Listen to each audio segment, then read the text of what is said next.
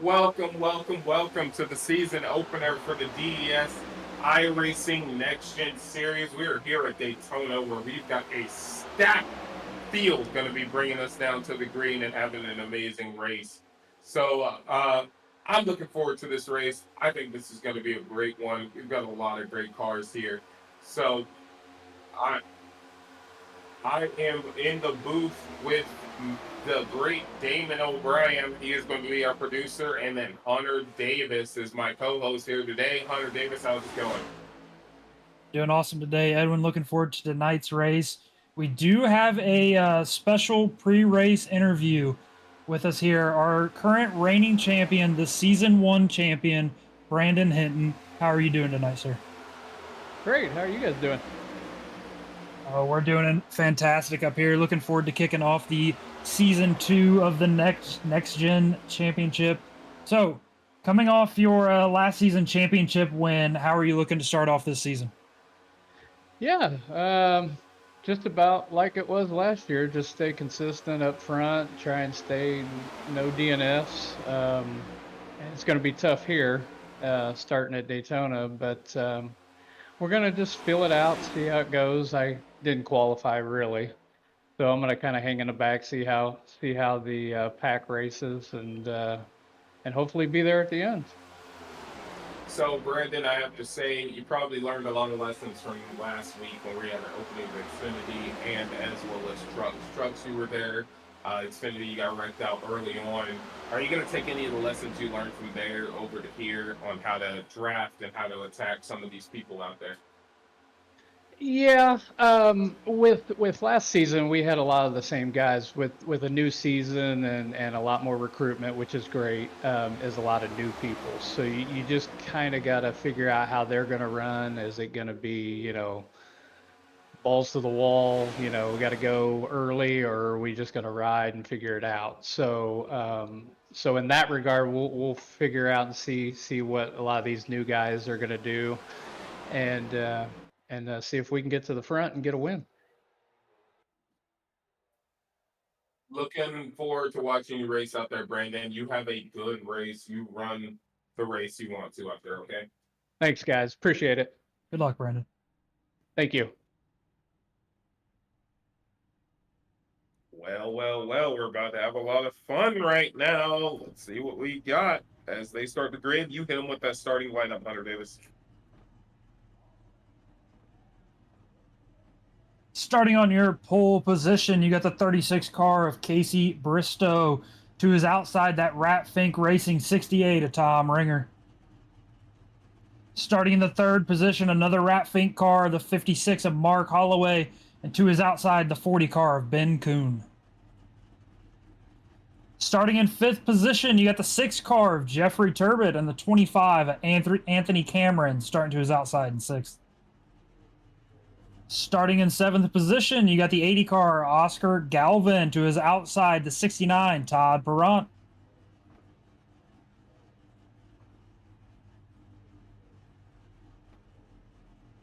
Starting in ninth position, you got the 60 car Brian Sosa and Ryan Frank in that 18 machine starting in 10th. Starting in 11th position, you got the 4 car of Chuck Burley with the 63 of Craig Knoll starting in 12th. Starting in 13th position, the 86 is Zach Reichel with the 20 of Marcus Wisniewski on his outside in 14th. Starting in 15th position, you got the TRN driver of Tanner Honeycutt with the 23 car of Thomas Long to his outside. Starting in 17th, you got the 59 car of Matthew Tennant, the 73 of John Crosby starting in 18th. Starting in 19th, you got the 5 car of Brandon Hinton, your previous reigning champion. Edwin, wow, what a stacked field for tonight. DES drivers absolutely showed up in full force to kick off season 2 of this next gen. What do you think we're going to see here tonight? I think we're going to see a lot of good racing, but I'm very certain we might have a early stage caution. I mean, you got a lot of guys who didn't qualify as well, who weren't on the starting grid. Max Dyna, Gary Bergeron, two amazing drivers. Jonathan Green, another amazing driver. And then you got Cody Naylor, Anthony Owen, Sean Dion, Charles Connor, Dakota Shears, David Hickey, Hunter Cox, Christopher Morton. There's a lot of guys who didn't turn a qualifying lap who are trying to start towards the back. So we've got fair share of new guys like Casey Bistro, who is starting on the front. So I think we're going to have an interesting race, but I do foresee an early race caution. Yeah, so one thing that's special with our next gen series is we do not run any stage breaks here. So these guys are going to stay green as long as they can keep it together. Now again, Brandon Hinton is our previous champion, but the guy he beat was Tom Ringer, and he only beat him by 1 point. So Tom Ringer is a very strong driver. As we are waving the green flag, these guys are getting going right now. Tom Ringer pulls up there to that outside lane, tries to get the momentum going, but it looks like that 40 car is going to leave him out there to dry. 36 car is establishing himself in the front. He's got Ben Kuhn right there with him. He's going to draft with him.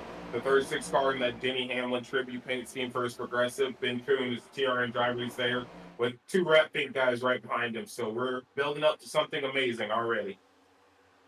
Yeah, we got a lot of different teams out here tonight. I'm looking forward to seeing how these guys work together to have a little bit more speed and work against these other teams. We got the Bayou boys with Hunter Cox leading them starting from the back of the pack. The Rat Fink guys with Tom Ringer. We got some race chatter racers out here. The Vaseline boys, we got Dad Dinda starting for Max Dinda, and we got some TRN drivers out here. I'm looking forward to seeing how these guys work together tonight to make their way up here to the front. Oh, it's a good thing you brought up those other teams. Those Bayou boys, they do know how to drive. Hunter Cox, regardless of his run-ins or anything, he is a strong competitor, especially on super speedways. So I'm looking to see him head towards the front. He's a strong competitor in that nice number 43 out there. Yeah, one thing I'm noticing here on early, if you look here at this inside line, the inside line is pretty much evened out. You got about 6 or 7 cars there up in the front of the outside line trying to get the momentum. If that outside line can tighten it up and pull up together, it looks like they're going to be able to get some momentum, but they got to stack this field up if they want to get moving. Me and you both have ran these cars before on a super speedway, so we know how these things handle.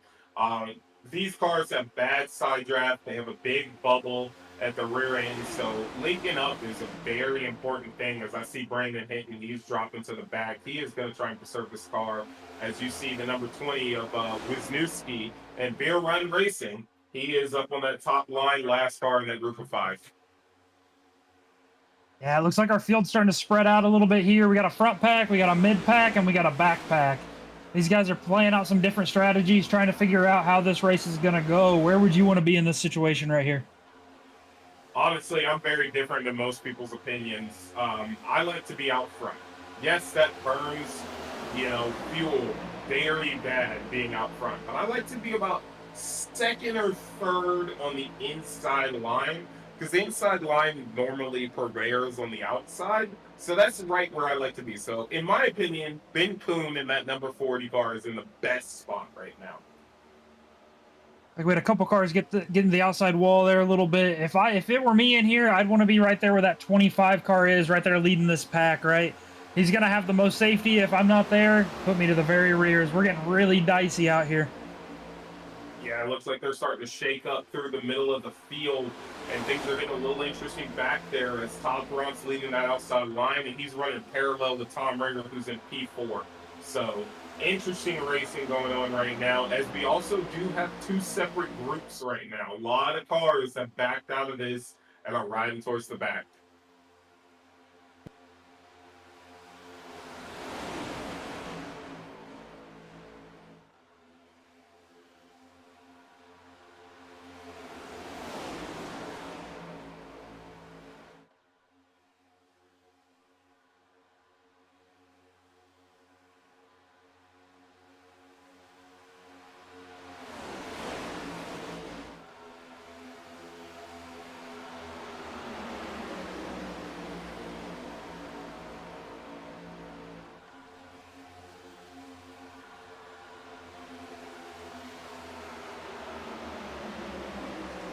So there's a couple cars, Hunter Davis, that I do want to keep my eye on. That number 4, Chuck Burley, 60 of Brian Souza.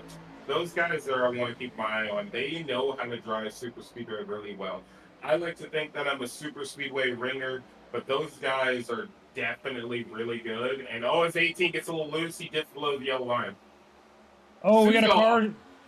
Souza trying to retain it. Looks like he's going to keep a hold of it. We got a single car down in the grass. Looks like he's going to be able to keep it together. We're going to stay green flag racing. It's definitely going to hurt him with no stage breaks here in the Next Gen series. You have to maintain momentum. It's all about momentum, where you are, everything like that. So he needs a caution to happen for him to get back up there too, though. So it looks like since these packs had split up, he was able to kind of regroup back there with the other pack. So he may not lose the draft to too bad of an extent here.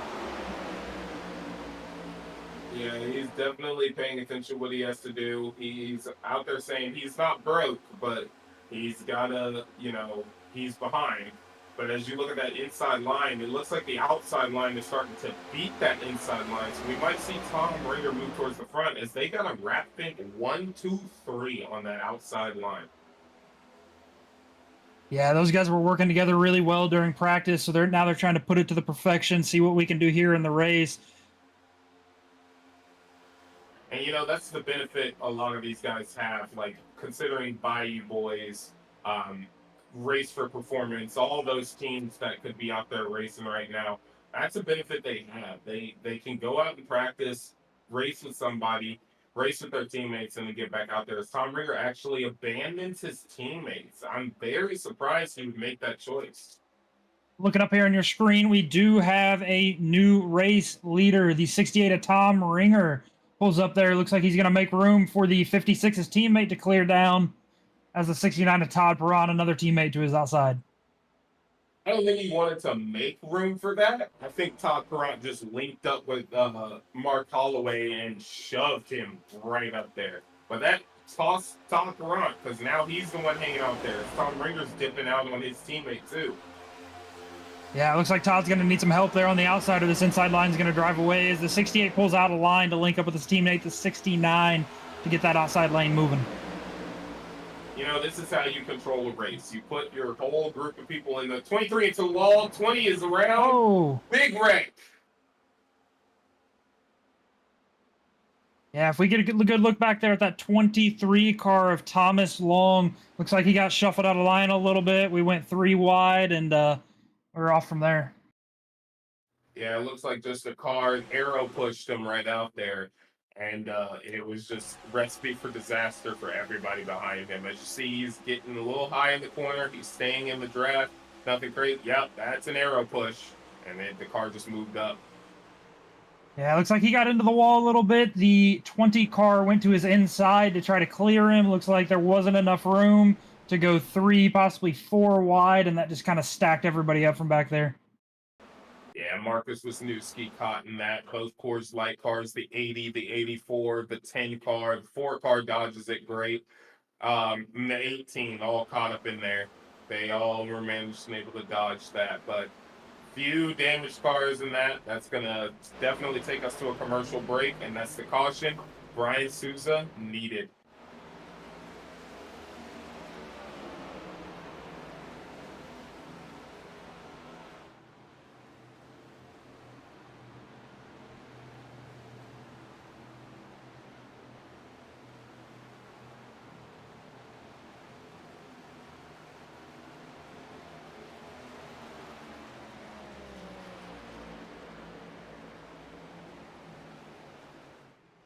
So these guys, that caution's definitely going to shake up things, Hunter.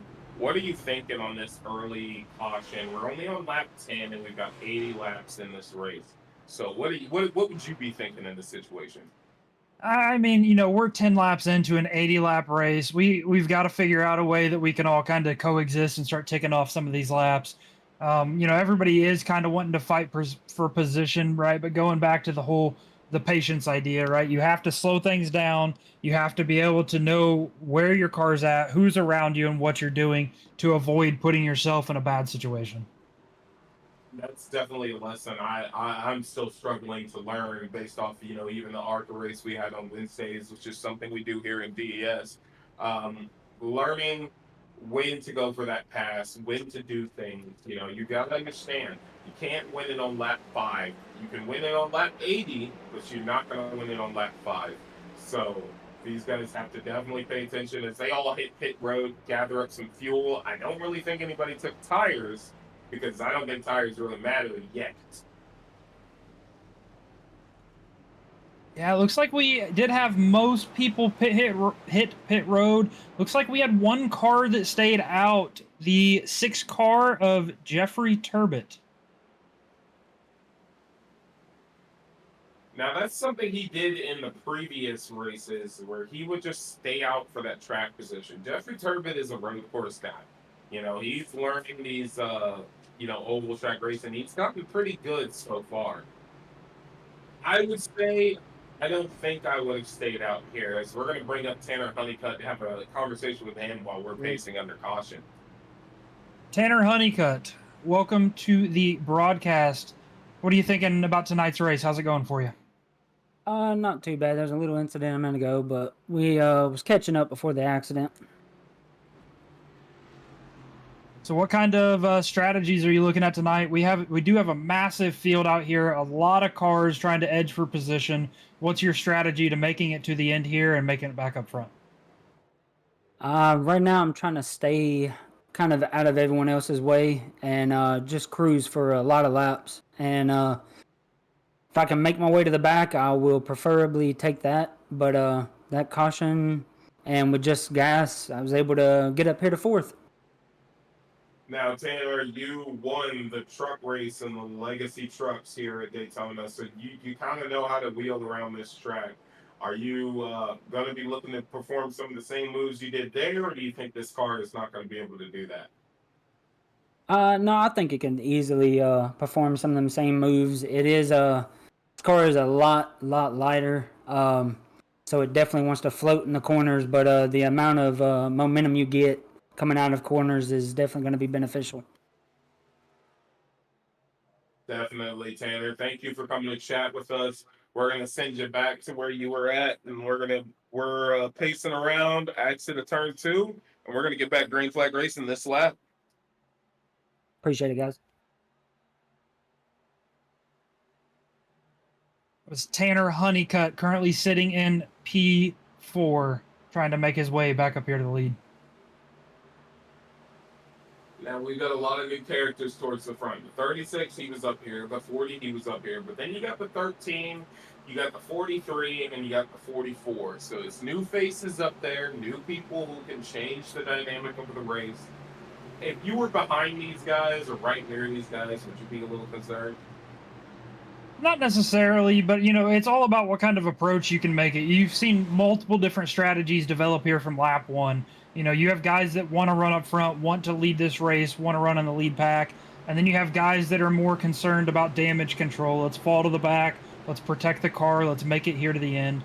We do have one fast repair here in our next gen series, so the guys that were too damaged to continue can use that fast repair, get back out here on the track to continue racing. Now we're going to go green flag racing. So we've got the 44 leading the field. He's going to head to that restart zone, and he's going to try and get a jump, and he's going to try and really control this field. It's tough to do here at super speedways, but it can be done. Yeah, that 44 car of Jeffrey Turbot has pulled off up here into the front of the field. It looks like he got a pretty good gap on the P2, which is something you don't want to see here at Daytona. When you're coming here to these drafting tracks, Edwin, it's a huge draft-oriented track, right? So the further you're separated from a pack of cars, the more momentum that pack of cars is going to get back to you, right? So, I mean, where would you want to be in this situation? I wouldn't have wanted that big of a jump, but I would be also very happy that the car behind me got a good jump with me, because now there are a group of about 6 cars that have separated from the field. That's fine. I would be okay with that. But now I'm going to be into the notion of, let me pay attention to my fuel. I might be lifting a little bit here and there. I'm going to pay attention to my fuel. Super speedways, they're tough. It's real fun to be out front, but it burns a lot of fuel. Yeah, if these guys stay single file, they may be able to start pulling a gap on the guys that are sitting back through P7 and beyond, who are sitting there side by side. But these guys got to line it up. They got to stay tucked in together and start making some momentum. Looks like those 6 cars that are right there, they're really trying to do that as the 5 cars he's kind of the one out of line. Him being out of line is going to bring the rest of the field to him because he's going to give them that nice weight. And they're going to climb up to him. As you see, they have caught the tail end of that. They have caught that 25 car. Yeah, I mean, the biggest thing coming off a restart here is you don't want to get a massive jump. You don't want to have space in between you and the guy in front of you, just due to the fact of you want to get your line moving. The closer you're tucked together, the more slipstream you're going to have from each car and the faster you're going to go. You're also going to want to really trust the person behind you. You need a person who can maintain the line you're running, who can be a good pusher. Because if you don't have a good pusher, you're kind of going to be screwed. As Hunter Cox is going to jump to the outside of the 36, I think it's not going to really amount to anything. He's actually going to lose the position over that. He might, but he's using that side draft to his advantage. Yeah, I mean, you got to have some help there on the outside if you want to make a move work, as he's going to fall to the back bumper of the 68 of Tom Ringer. He's going to, a little bit of contact there. Tom Ringer's going to try to get that outside line moving as we shake it up a little bit. Now, if I was in Tom Ringer's position, I definitely did not want to pick up that 43 because that's a momentum killer. That's all it is. Those guys had that momentum to catch as the 40 car and 44 have separated from the 36. That's a bad spot to be at. I would not want to be in that situation. Yeah, so what you're going to see is this field starts closing back in on those lead 2 cars. The 36 is going to shoot the 40 into the 44. That outside line is going to get a huge run as those front 2 cars have started to pull back. So I'd expect them to see at least side by side here on the exit of turn number 4. This is the fine math about a super speedway race. You can't just drive the car. You can't just put your foot to the floor and drive around. You got to think about where other cars are. You got to understand the draft, understand the pull you have on people. And I think in this situation, these guys thought they got it. They separated one too many times, and now the field is back there. So now they're in damage control mode. Yeah, one thing that I really... Sorry. Go ahead. So one thing that I really like about the super speedway racing is when you get around people that know how to manipulate the draft. The biggest thing that's going to help you is knowing how to use the draft of the cars around you to benefit you and your line's momentum, right? Which is what you saw the 43, the 68, and the 56 of Mark Holloway do right there. As they were entering through turns 3 and 4, they pulled the air off their right rear quarter panel, which slowed their momentum and allowed them to get a huge run on the exit of turn 4 and clear 3 cars on that inside lane. So interesting fact, you won the Xfinity race here in last week, and essentially that's the same thing you did. You manipulated the draft, you manipulated the situations around you. I let a good bit of laps, but my problem was, car off. 40 around, we got 10 car into the wall again. And the caution is going to come out. We do have a new competitor right at the front, too. Hunter Cox has raced his way up there.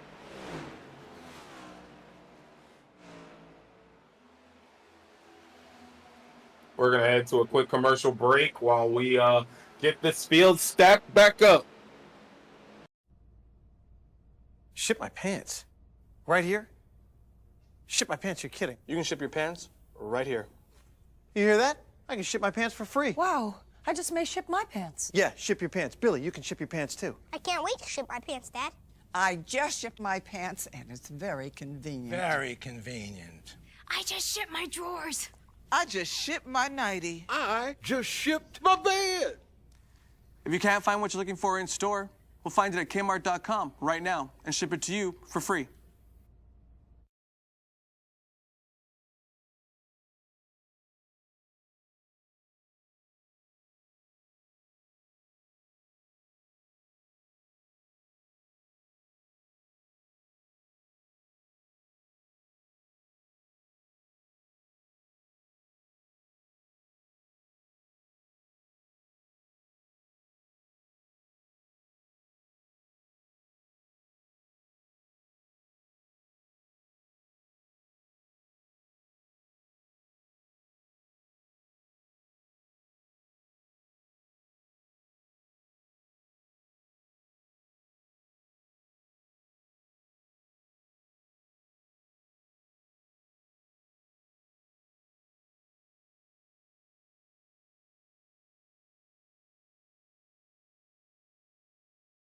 And welcome back after that quick commercial break. We're going to look here at a replay of what happened here, this last caution on the backstretch.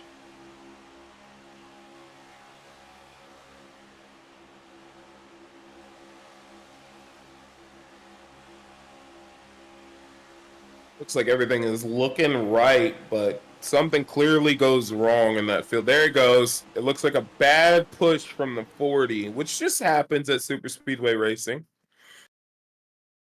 Yeah, it's kind of hard to tell what developed there on the outside. Looks like that is the 40, and it is showing the 6 on your screen. That is the 44 of Jeffrey Turbot there.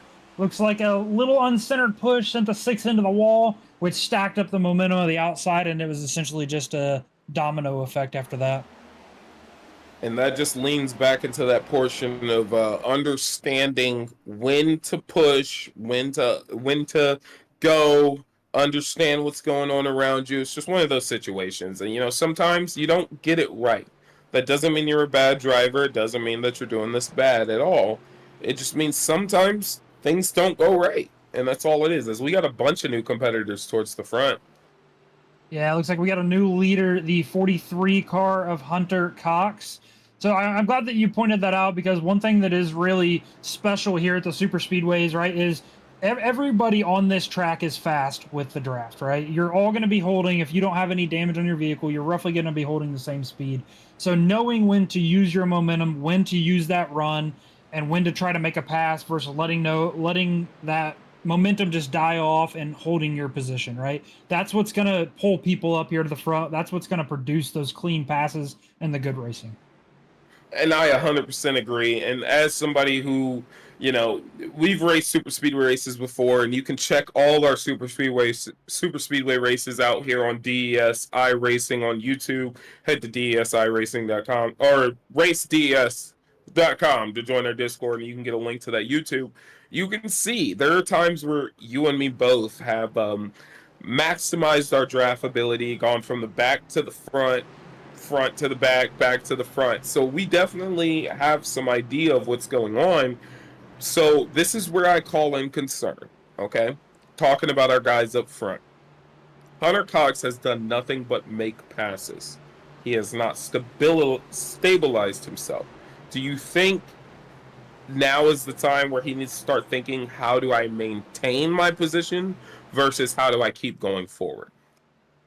Yeah, well, I mean, everybody out here is going to be trying to maintain position and to progress forward, right? But ultimately, it bottles up to who's going to work with you and who's going to try to help you hold that position. You can take every car out here 3 wide, but if you have nobody behind you pushing you, it's never going to work. Well spoken, and that's something I want to definitely bring up, because the car behind Hunter Cox has damage on his front end. And let's see if he has the right speed. Matthew Tennant, he's got a little pushed in front end.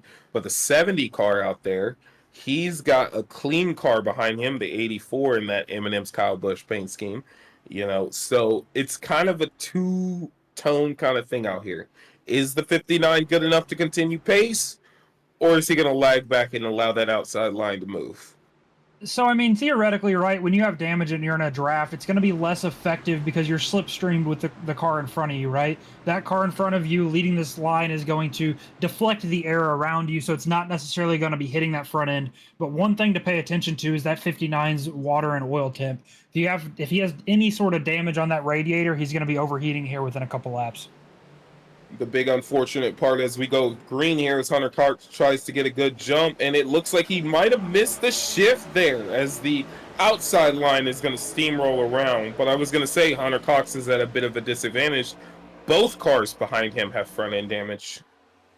Yeah, that inside line had a huge stack up, maybe missed a shift. That's going to allow 4 cars to clear on the outside line and get about a 3 car length gap on the 42s. He's going to pull up to their back bumper here, pulling onto the back straight. Now, again, all these guys up front, except the 23, are new competitors. 36, except for the 36, are new competitors to the front. But great job on Bistro to maintain in the front, even though with these cautions and pitting for fuel and stuff, as he is still riding around in P4 after starting pole. Yeah, I was kind of curious. I'm not for sure what their fuel strategy is here, or how long they can make it on fuel. To me, I would be trying to look at, tires here to Super Speedway are not as important as if you were to go to a track like Bristol or Homestead, a track that uses a lot of tire. But going here, what are their fuel strategies? How far can they make it? If it were me, I would be trying to see what is the minimum number of stops that I can complete this race? And I agree with that 100%. You're going to kind of want to base it off of fuel strategy versus, tire wear, because you're right. Tires don't matter that much, as these guys are still single filing out. The 36 actually covers off the 4 and the 43 to maintain position. So I would be looking at fuel. I would be lifting. I would want to be again where the 23 or 36 is. I don't want to be the guy out front.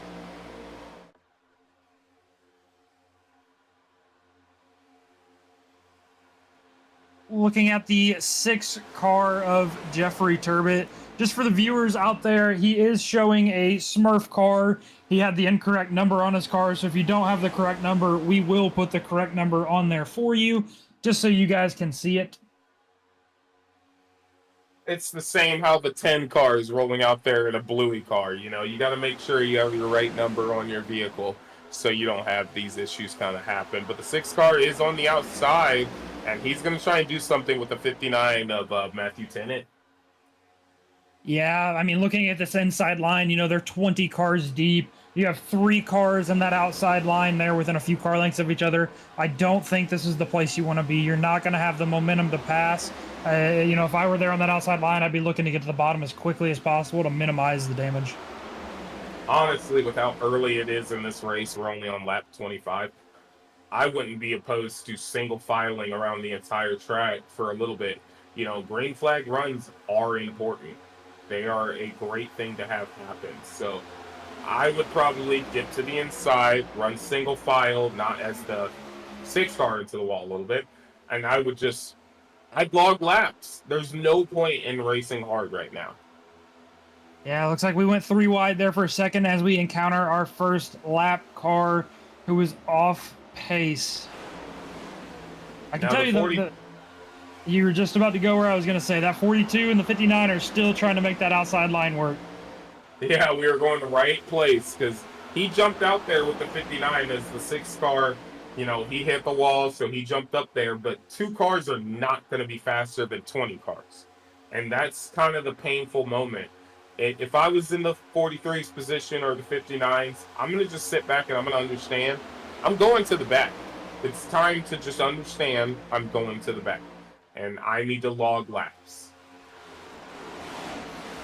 So looking towards the back of the pack, looks like we have an interesting strategy here. The 5 of Brandon Hinton, the 48 of Max Dadinda, and the 38 of Dakota Shears have pulled about 8 seconds off of the pack. They have completely lost this draft. Do you think that was intentional to try to avoid any wreckage, or do you think they have some damage that they had to try to get ironed out?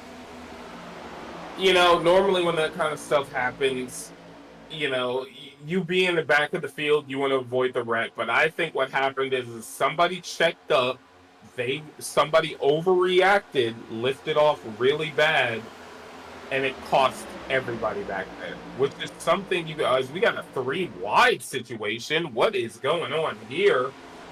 But that's the thing.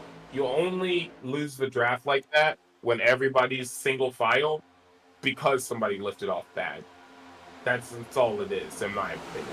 As we get that 3 wide situation ironed out with the 6 car right there in the middle, looks like he's going to drop to the bottom and secure his place in the bottom line. It's going to leave that 1 car of Gary Bergeron out to the outside.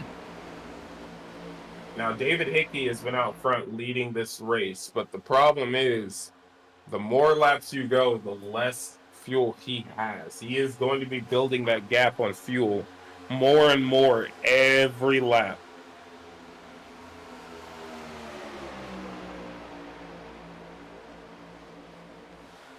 Looking here at the 20 car of Marcus Wisniewski trying to get that outside line going. Looks like he's got the 40 car of Ben Kuhn to his back bumper. The 6 of Jeffrey Turbot behind him with the 80 and the 40 falling in behind. Oh, is the 20 hard into the 20 wall? in the wall. Oh, 40 around as well. Single car spinning around, and the caution is going to come out. Yeah, 20 car went into the wall off the nose of the 40 car. I don't know what happened to the 40 though. He just, I don't know. Maybe he snapped it around after that. It unsettled the car some, but he went around as well. That was off the nose of the 6 car of Jeffrey Turbot. No, sorry, you were right. The 40 car of Ben Kuhn. Looks Yeah, like as he we look might at have the got replay. looks like right here coming into on the exit of the trioval, looks like he kind of got a off-centered push that got him loose up into the wall. The 6 car trying to avoid the damage had nowhere to go. Wasn't letting off that gas pedal and hooks the 40 right around. And that also helped the 43 car because those guys formed up an outside line when he got back on the inside, and he was going back even more. So it's definitely unfortunate that that happened to those guys, but it's a good saving grace for the 43 because he was watching his chances to get up front dwindle away fast. Yeah, I mean, we were talking about those 3 cars that had fallen significantly off pace. They were roughly 20 seconds off of the lead pack. That 5 car Brandon Hinton, the 48 of Dad Diamond, the 40 of Ben Kuhn, 38 of Dakota Shears. I'm sure they're jumping with joy right now to get caught back up to the pack, get whatever damage they had fixed, and get back to racing. Yeah, because there's no cars a lap down. So we're going to head to a quick commercial break, and then we'll be back with this next gen excitement.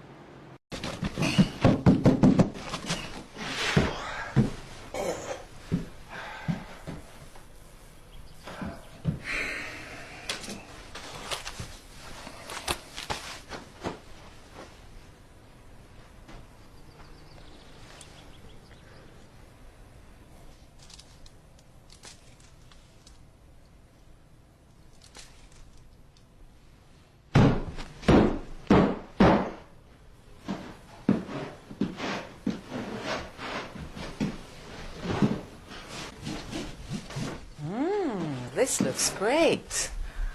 This must be yours. I found it on the kitchen table. Thanks. Mommy, have you seen my hamster? Well, isn't he asleep in his cage? Have you seen my hamster then? No. Well, Tony, go upstairs and look thoroughly. I mean, sure. Probably behind the bed, like where you found him last time. Okay.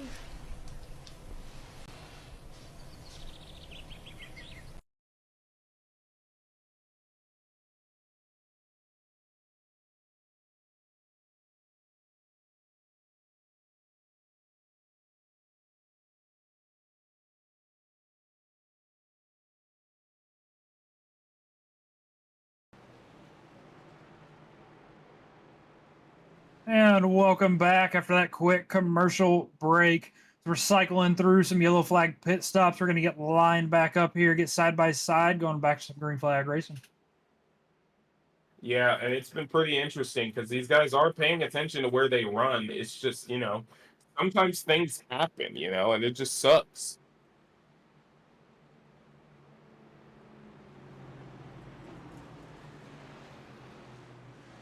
Anthony Owens, man, you're out there running a really good race right now. You've been a little bit towards the front, kind of in the middle of pack, things like that. How's the race going for you? It's going good, man. I'm just trying to figure out what's really going on, how people are racing.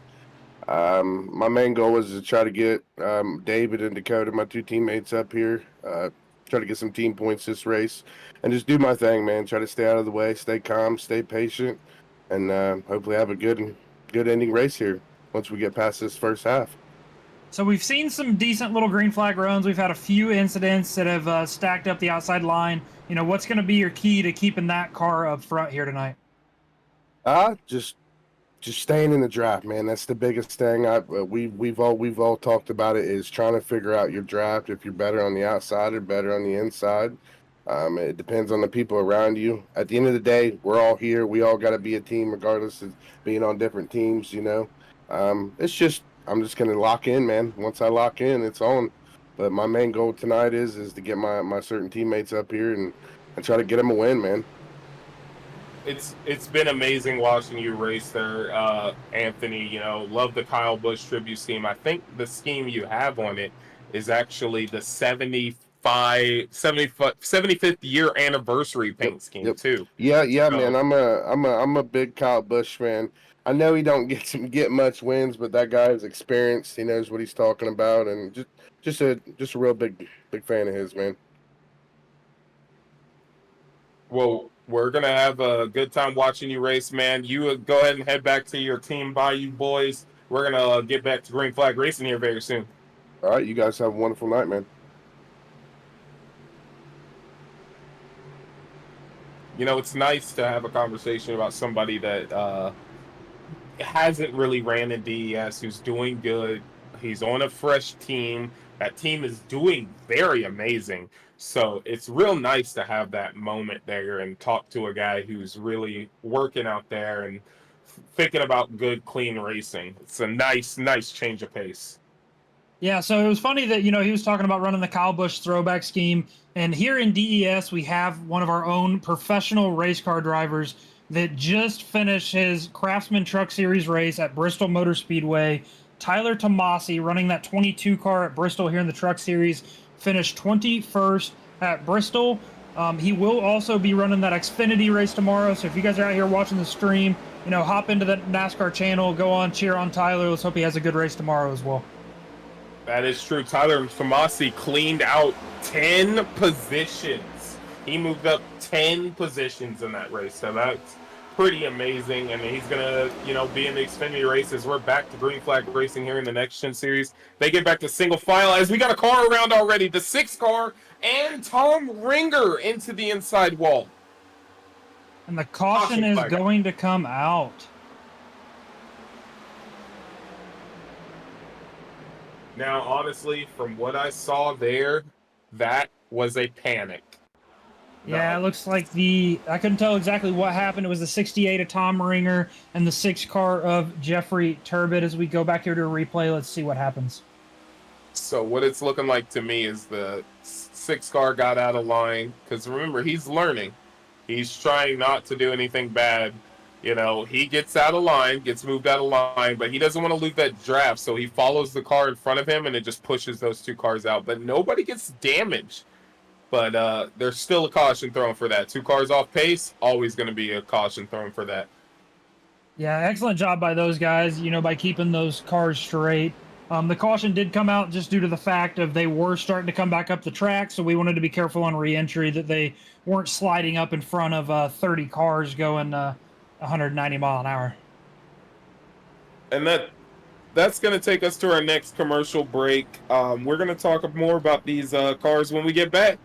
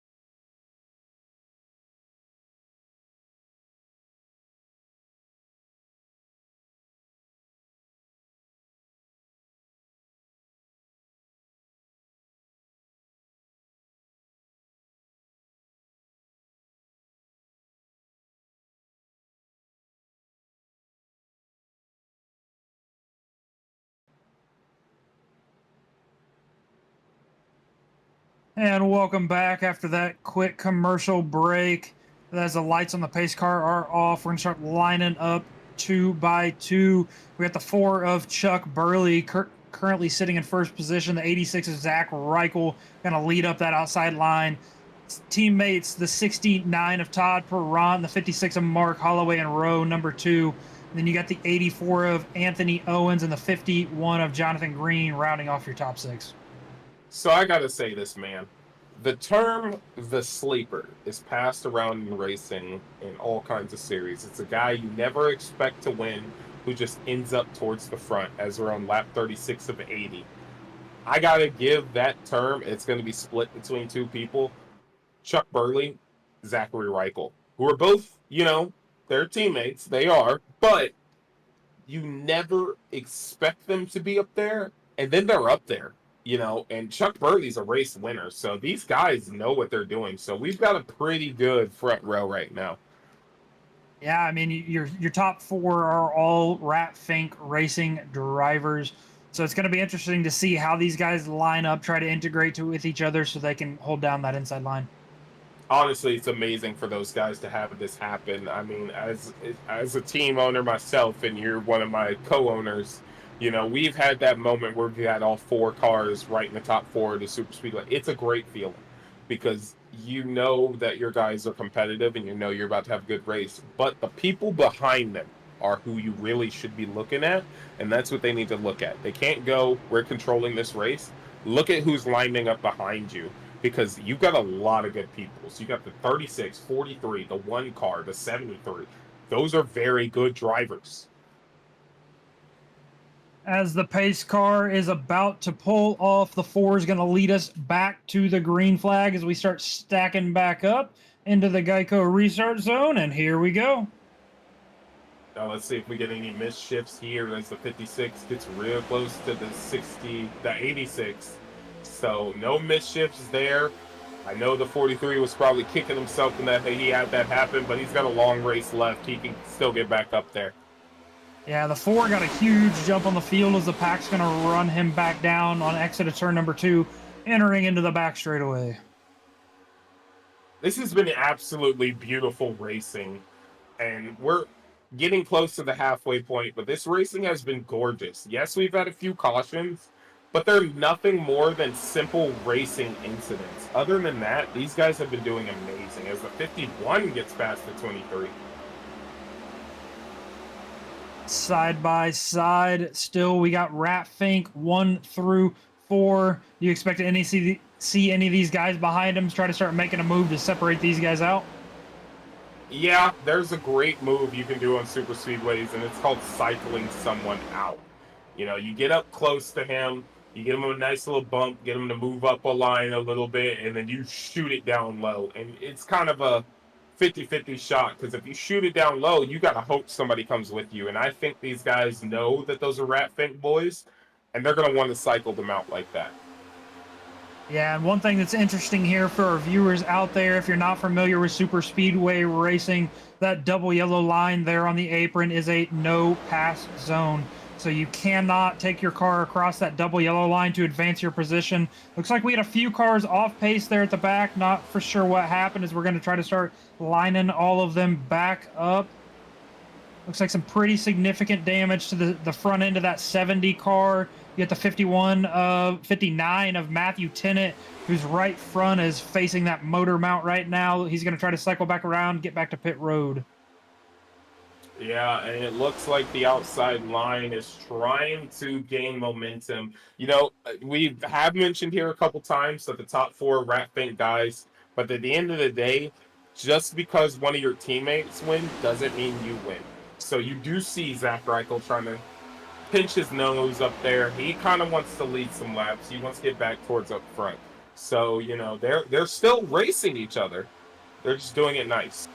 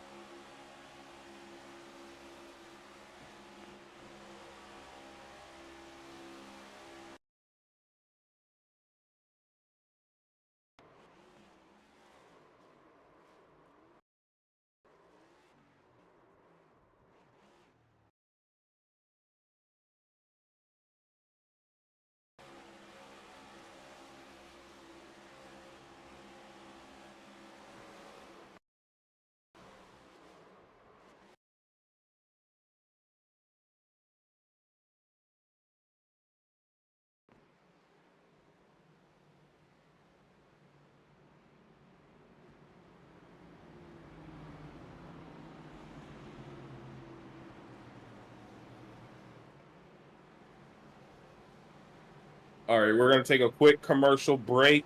You guys be prepared, because when we go back green flag racing, they're over halfway done. At the river mouth, the bears catch only the tastiest, most tender salmon. Which is exactly what we at John West want.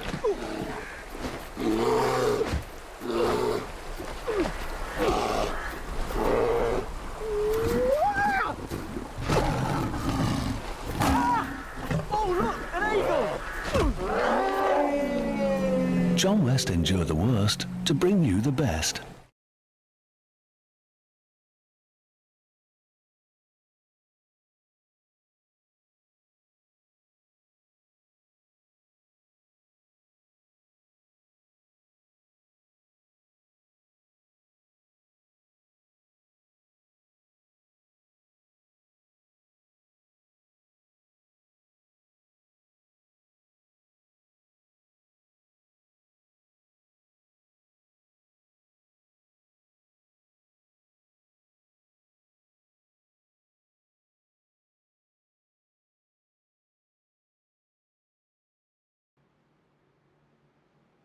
And welcome back after that quick commercial break. We're trying to figure out some technical difficulties. You know, we are racing on a simulator here. Sometimes things don't always go as planned. So we're trying to figure out why cautions weren't being called by iRacing. So there were certain conditions that were met that should have thrown a caution. However, it was not. So we're trying to get all that ironed out. And, you know, shout out to our producer, Damon O'Brien. You know, he's been quick to throw in those cautions in place of iRacing. He's been watching. He's been listening to what we say. He's one man. You can't fault him for anything, but he's done a great job producing this broadcast, getting the cautions out when we need them to happen.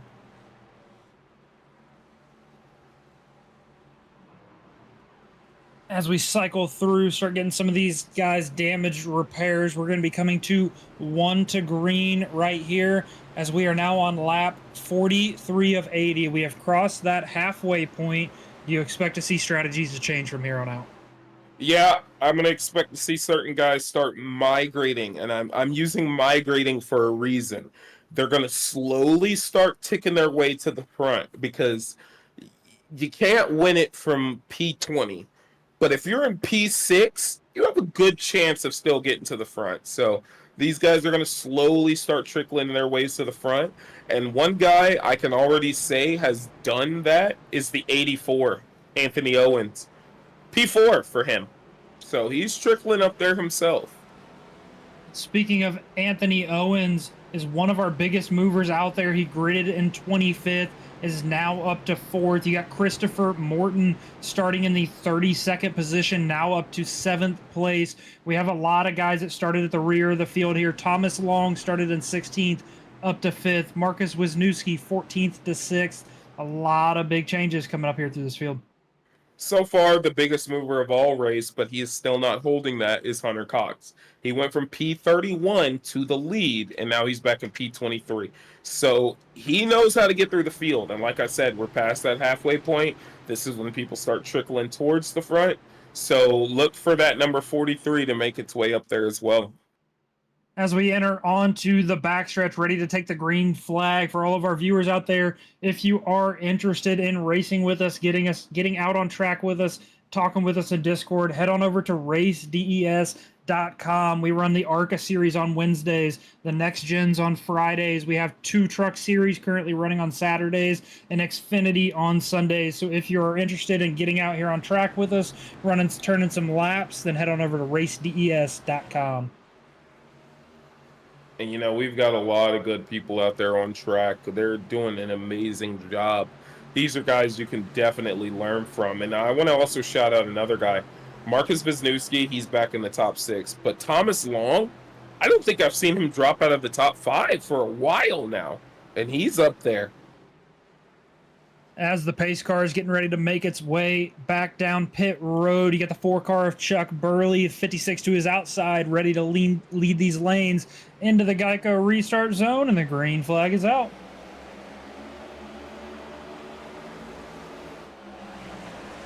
Four car gets a huge jump there on the 69. The 56 has no help to his rear bumper.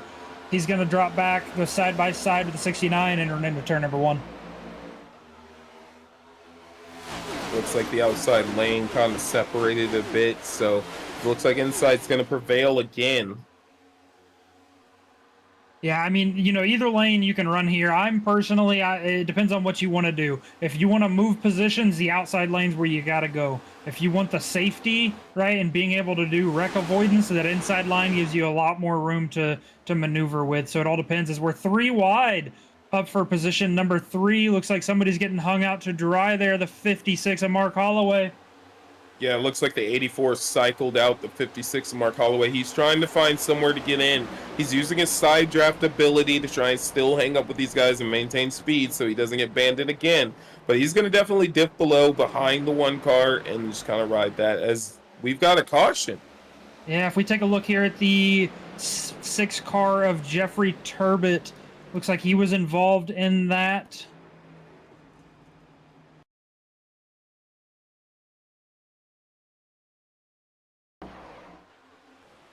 So looking from the perspective of the 6 car of Jeffrey Turbot, he's got the 63 of Craig Knoll in front of him, the 43 of Hunter Cox to his outside. Let's see what happens.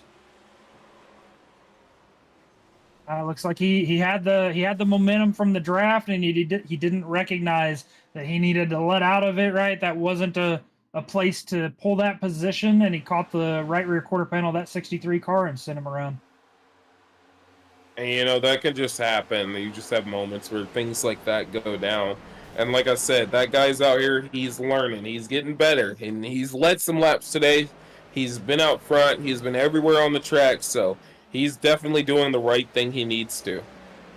Yeah, so going back to what we were talking about earlier, right, is everybody on a super speedway is going to have speed, right? As long as you have the draft.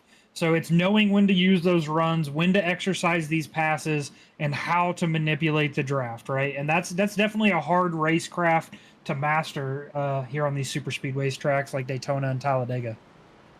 And, you know, I like to think that I'm pretty good at these, but at the same time, you know, towards the end of the race, things get more dicey, and, you know, these guys are just paying attention.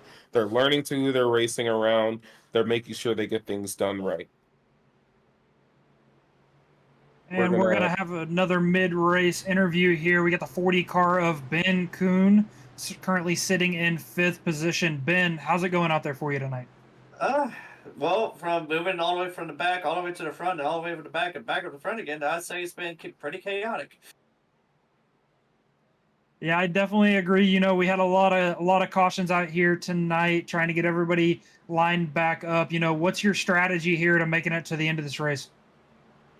Just try to keep myself calm, try to avoid the chaos as best as I possibly can, because everybody just seems so dicey every now and then. I'm just trying to figure out where I need to put my nose at and just try to keep it clean. Looks like you're doing a pretty good job at that, man.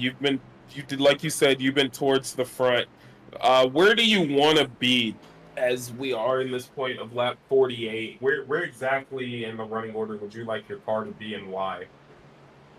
As of right now, I feel like I want to be towards probably towards the middle, because that way when it starts kind of crunching down, I can start making my moves, be a little bit more aggressive, and that way I have some cushion behind me in case if I fall off, and so have a little bit of time to have a barrier between here and there. But like I said, I can probably be aggressive enough to get myself in the middle and keep it there, keep it clean, and then when the time counts, I can make moves and get myself back to the front. Looks like your wishes have been granted. You're going to be sitting right there in the middle of the pack as we got some damaged cars pulling off of the pit lane. Ben, I want to wish you luck tonight, and look forward to seeing you make your way back up to the front again. Thank you.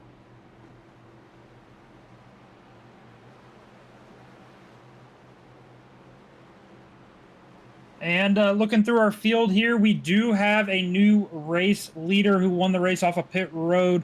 That 84 car of Anthony Owens. You got the 4 car of Chuck Burley that's going to be starting to his outside. The 36 of Casey Bristow started on the pole tonight. was involved in an incident a little early, kind of fell towards the back. He's made his way back up to the third place position. 69 of Todd Perrant sitting in fourth, and the 1 of Gary Bergeron is going to restart in fifth as we start double filing up.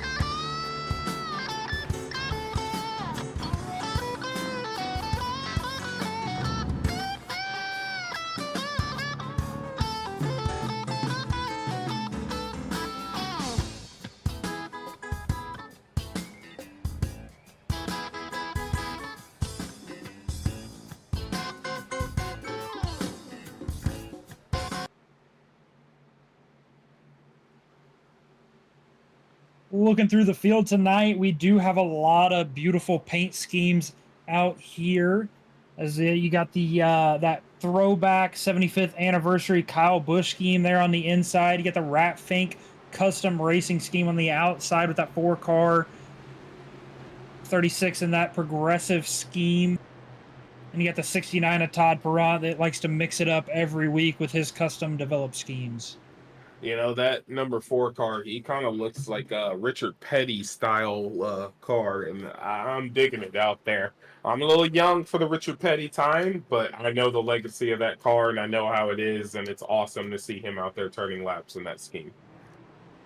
As the lights on the pace car are off, it's going to pull down here onto the pit road as the 84 and the 4 are going to lead these lines into the Geico restart zone, and we'll get back to green flag racing. And we're green. The 84 is going to try and maintain pace out there in the front. Again, we still got about 31 laps left. So, you know, he's got a long race ahead of him. And, you know, 30 doesn't seem like a lot, but on a super speedway like this, it is. 4 with a huge restart there was pulling up next to the door of the 84 car, but he had no help from behind with that 69. He's going to fall back about 3 car lengths as we're going to try to get that outside line lined up. Everybody fall into position, see where we can get moving. Yeah, you got Gary Bergeron in the 3rd place position on the inside line. He's been creeping himself up front. He's putting those race chatter boys up there up in the front, so that's awesome to see him doing that.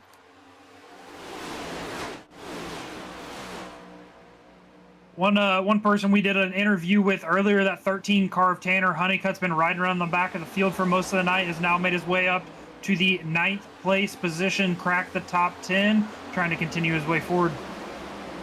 And that's similar to what he did in the Legacy trucks. You know, he kind of hung back a bit and then got up front to make sure he led the lap that mattered the most. So that seems like what he's doing right now. He's trying to bide his time, being patient as possible, and he wants to get up there to race for a win. Yeah, a lot of cars out here, you know, we haven't really seen running up front here tonight. You got the 60 car of Brian Sosa, the 82 of Christopher Morton, the 18 of Ryan Frank, the 73 of John Crosby showed some speed here early, kind of fell off to the back. We haven't seen a lot of these guys running up front, so I'm interested to see how these guys are going to make their way back up. And as you see, the 60 car is also up there on the outside line. He's been in the back for a while. He was caught up in an early race incident, and now he's trying to get his way towards the front. Damage is repaired. He wants to get up there. He wants to battle for this win as well. But he's out there stuck by himself with just the 80 car, so that's going to make it pretty tough for him.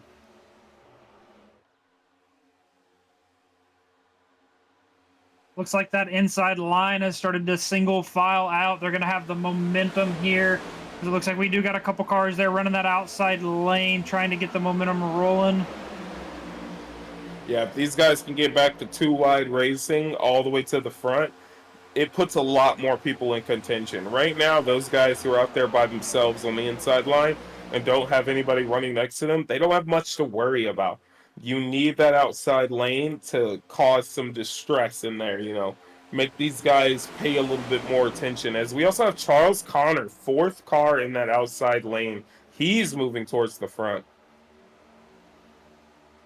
Yeah, we got the 80 leading that high line. Looks like we got the 68 behind him, the 18, the 67, the 42, 38, 20, all trying to move up there to that high line, trying to get the momentum going to advance their position up here. Now, this is exactly what the 80 and the 60 needed.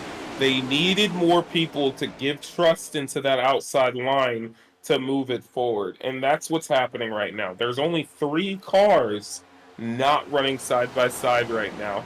If they can drop that number as the 1 car goes up to the outside lane, it gets turned. Caution out. Yeah, it looks like he tried to cycle out the 1, and then the 1, I couldn't tell if he tried to pull back up or what happened there. Looking at the 1 of Gary Bergeron, he tries to go up there with that outside line, the 80 with an off-centered push on his right rear, stacked up the rest of the field. A lot of damage to a lot of those cars out there. Yeah, what it looked like to me is the 1 car was moving up, then it kind of second-guessed it, and then finally decided to commit, and by the time he decided to commit, it was just a little too late. And, you know, that just happens. Super Speedway Racing, you know, I've done that my fair share. Our intro video literally has a clip of me doing that in the 19 truck. So it happens. It's nothing to fault these guys for. They're still really strong drivers out there. You know, I'm glad you chose that verbiage, right, in the terms of undecisive. I've made that mistake so many times where you think you're going to go with a line, something happens, and you kind of just freeze. Whenever you're out here racing, you're going 190 mile an hour, you have to be snappy with your decisions. You either got to commit or you got to back out, because those halfway undecisive decisions are what's going to lead to stuff like this, the incidents, right? Somebody's not going to know what your intentions are, if they should follow you, if you're trying to go back. So you kind of got to be snappy with your decisions and make your choice immediately as to where you're going to go. Yeah, as we look at some of our replays, that's kind of really what has been the storybook of today, is indecisive. And I think that's the best word to put it as.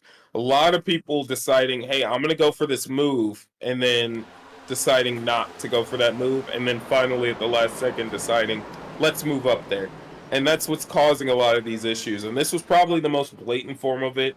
You know, Gary's a very strong driver. He's going to get that car repaired. He's going to get back out there, and he's going to try and race his way to the front. But you can't be doing that. As we lead to a commercial break here, and when these guys get gridded back, we'll get back to green flag racing. At the river mouth, the bears catch only the tastiest, most tender salmon. Which is exactly what we at John West want.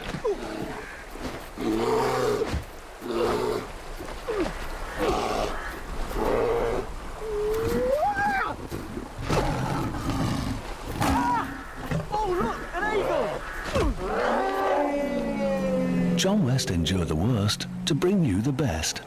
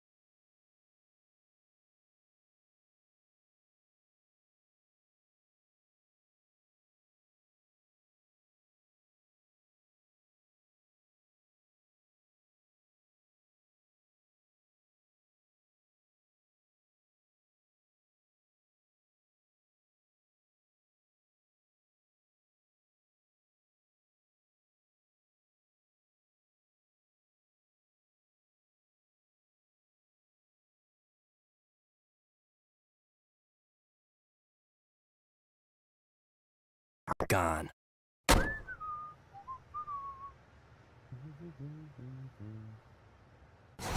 First, they're sour.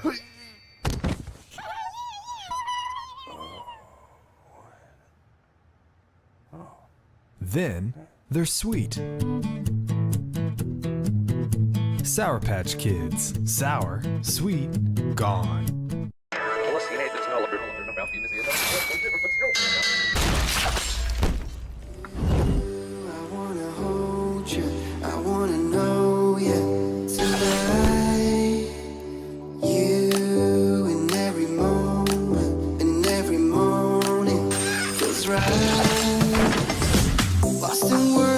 Space and time, I wanna hold you, I wanna know you.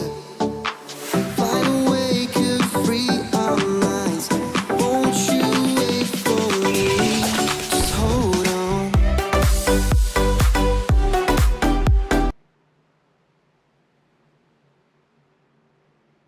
Welcome back once again from that quick commercial break. As the lights on the pace car are off, we do have a new first-time leader out here tonight. The 67 of Charles Connor is going to be leading this field to the green flag with the 25 of Anthony Cameron, who's outside. You got the 36 of Casey Briscoe, 84 of Anthony Owens, and then the 13 of Tanner Honeycutt, rounding out your top 5. And that's why I brought up Charles Connor as kind of a sleeper driver. He's kind of a sleeper pick every time. He is now up front. He's kept it clean. He's made sure to protect his equipment. And now it's paid off for him as he's going to be leading the field to green. And if I remember correctly, these guys can make it on fuel now, if I'm pretty sure, as long as they're not full throttle the whole time. Yeah, as we got some guys in the YouTube chat. Riley Morton says Charles Connor is that dude. He's coming for gold. Bet the house on him. You got Max Dinda saying, go Dad Dinda out there. Yeah, people definitely need to start commenting in the YouTube channel. We love to see your comments and see what's going as we're going green flag right now. 67 off to a good start. He's got the 36 to his bumper, the 13 behind them as the 5 is going to try to stack up with the 84 to get that outside line rolling. 4 car Chuck Burley is going to abandon that outside line, leaving them only 2 cars. They're going to lose some momentum here, pulling onto the backstretch. Let's see, Charles Connor is going to maintain that position as Bristow is now behind him with Tanner Honeycutt, who you even called out, and we even talked to him. He's been trickling his way up towards the front, and now he's making it happen as he's sitting in P3 right now. Yeah, and then looking right behind them, you got 2 Ratfink drivers that are lined up. Going to try to make a move here, see if we can get the teammates all lined up as the 5 is going to fall in behind the 4 and leave. Oh, the 4 is going to jump out, try to get that outside line to move. Our fellow broadcaster is going to make a comment here. Christian Clark, he said he wished he could have made this race, man. We're having a great time out here. I know you'll be here next week for it, man. I can't wait to watch you run that, if I'm not mistaken, lime green vehicle you have out there.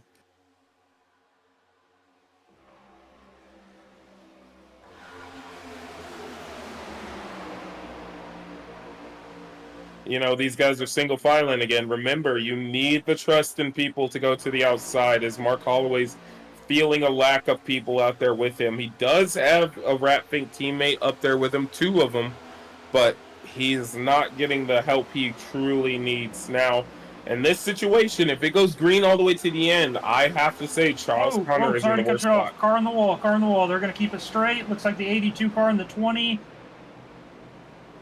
Caution out.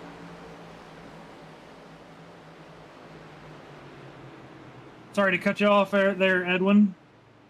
No problem with that. We got to call out the things going on. We hear a comment, not clear there, bud. So let's see what happened in this replay real quick to determine why we're under caution.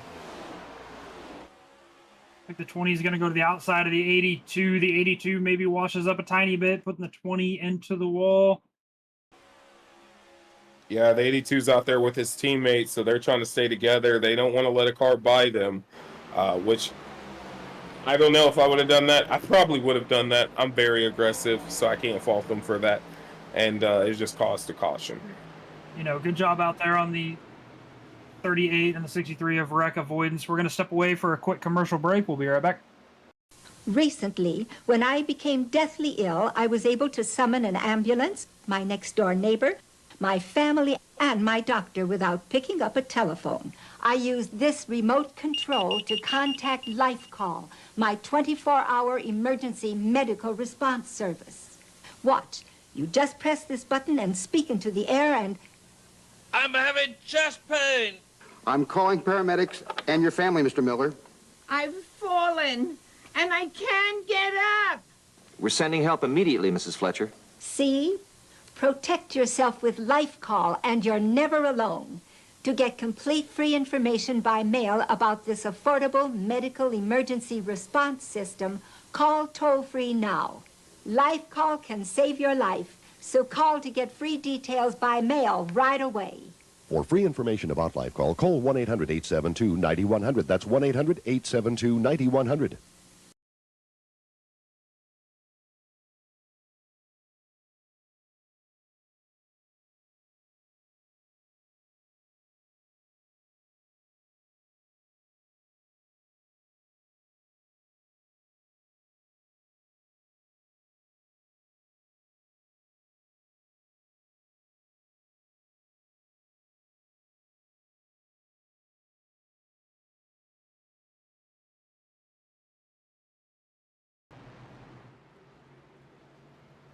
And welcome back after that quick commercial break. We did have a little incident with the 20 car in the 83, but we're going to start getting filed back up after we cycle through some pit stops. You got the 67 of Charles Connor, who elected to stay out, the 36 with him.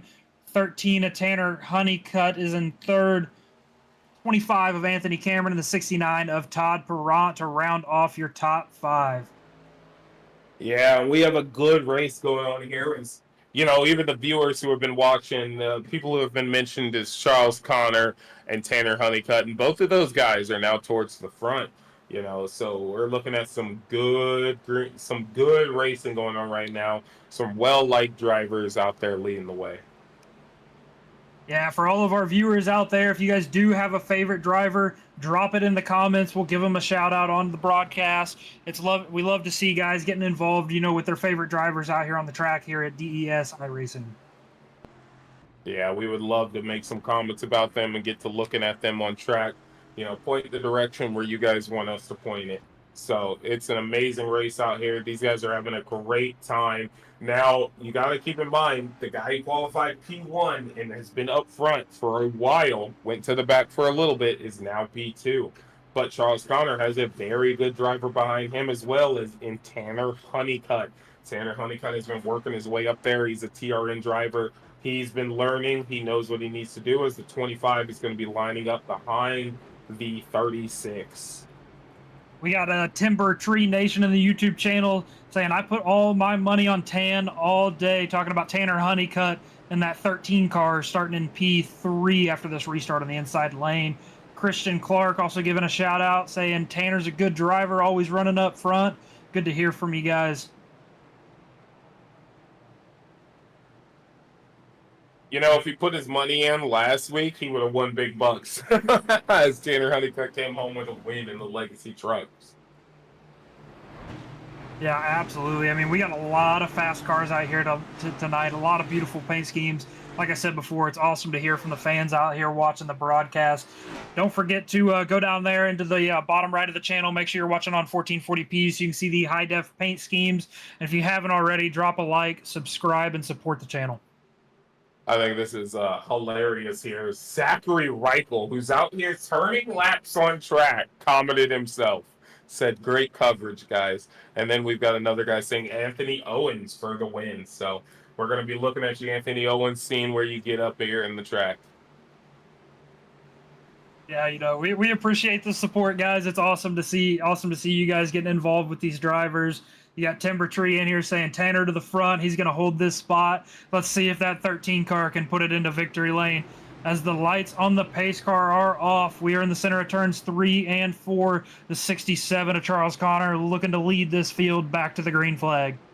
And just for the shout out of the supporter of Anthony Owens, he is running P11. And that throwback Kyle Busch paint scheme, it's an homage to his number 75. He ran in the All-Star race, and it was for the 75th year of M&M's. So he's got a beautiful car out there. So as we're about to go green, Charles Connor's going to lead him the way. The pace car pulls down onto pit road. The 67 going into the Geico restart zone. And here we go. Charles Connor with a pretty decent jump with Tanner Honeycutt right with him. The 36 is going to be side by side with the 13. So the inside line gets the momentum again. Yeah, you got the 67 and the 13 lined up bumper to bumper. You look at the 36, and it's showing the 5, but that is actually the 25 of Anthony Cameron locking up to the bumper of the 36 as we come here onto the back straightaway. We're side by side. Who's going to get the advantage into turn number 3? Chuck Burley scrapes the wall, but he manages to keep momentum, and these guys are darting all over the place. Look at them moving everywhere as the outside line is staying competitive right now. We're 3 wide there for a brief second with the 5 and Anthony Owens. Chuck Burley was one of those cars who he got into the wall a little bit just a minute ago, but he's currently maintaining position right behind Anthony Owens. So a lot of positions changing.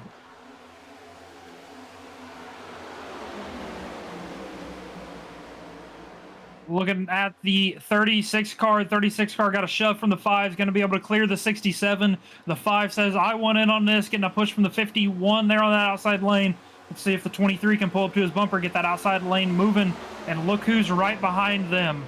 4th on that outside lane is that 5 car, Brandon Hinton. Been running around in the back of the field all night. Has worked his way up into the 8th place position. You got a couple new guys up there as Charles Connor is linking bumpers with the 36. He's like, I'm going to push you right to the front.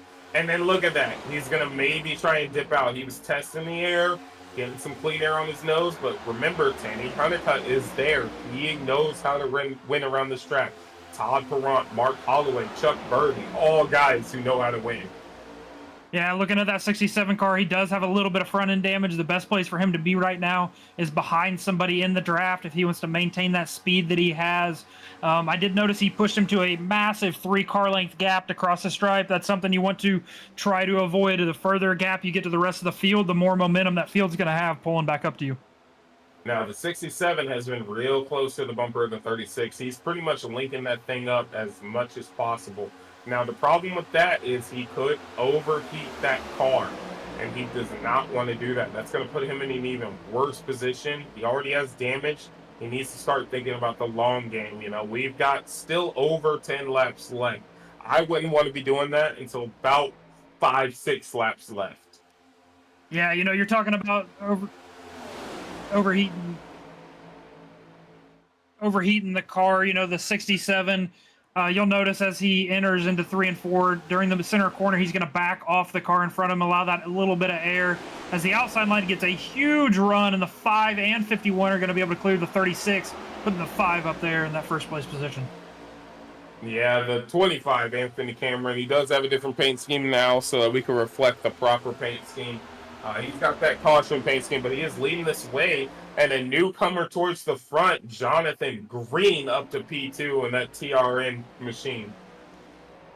You got the 23 and the 84 and the 4 linking up there on the outside, trying to get the momentum moving. I think these guys realize that the laps are slowly ticking down to an end as we're closing off lap 68. We're going to have 12 to go.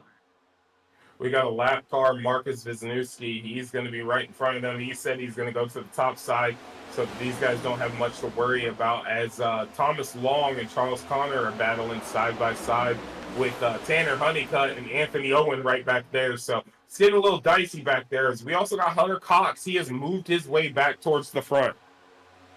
As we briefly go 3 wide while this lap car cycles through the field. Let's see if it stacks anybody up. Looks like he did a good job holding it up against the wall, and he's going to fall back into the draft.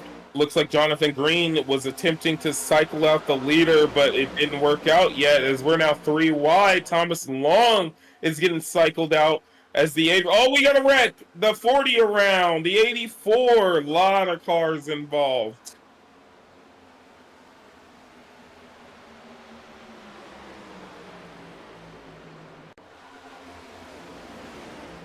Looking back here to replay of what just happened.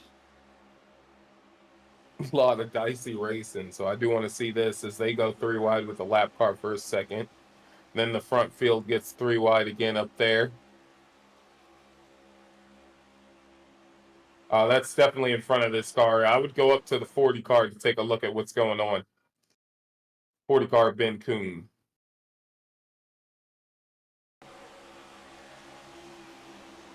Oh, looks like the 84 darted off the front, darted off the wall. They were splitting the 23. 84 decided he's going to get in front of the 23. Darts down, just misjudges it, and takes out some cars. That's not really anything crazy. I would call that one a racing incident.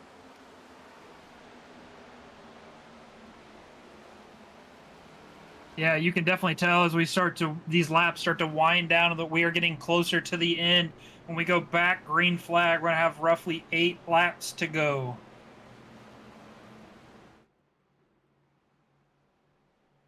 Yeah, these guys are working now because with 8 laps to go, we're going to see a little bit more aggressive racing. You know, a lot of guys up towards the front who, you know, are trying to get their win. And this is something interesting to call out real quick. And this is going to sound crazy to you. The top 4 have never won a DES iRacing race.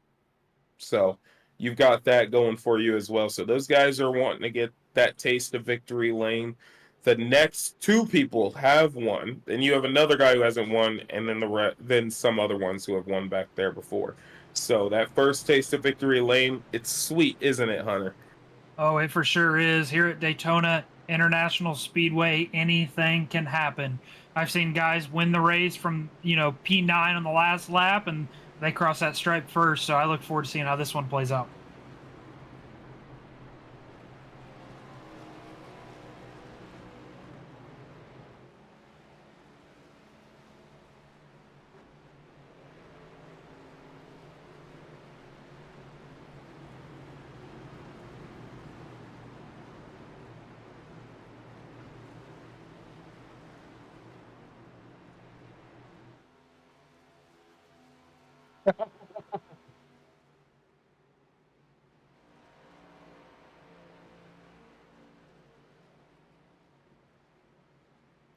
And we have Hunter Cox here in this 43 car. Hunter, how's it going out there tonight? It's definitely tough, I'm not gonna lie. Just especially whenever I made it to the front, was just trying to kind of be patient and hold my line, and then faded back to the back and saw a lot of aggressiveness and wrecks happen. Just basically just trying to stay clean as much as I can to the end. So you gridded in 31st, currently running in 9th. Saw you up there a little bit higher.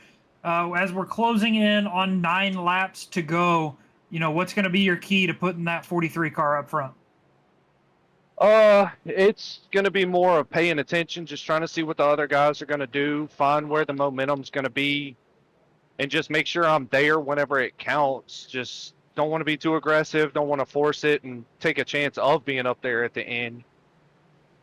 Hunter Cox, I've been watching you this race.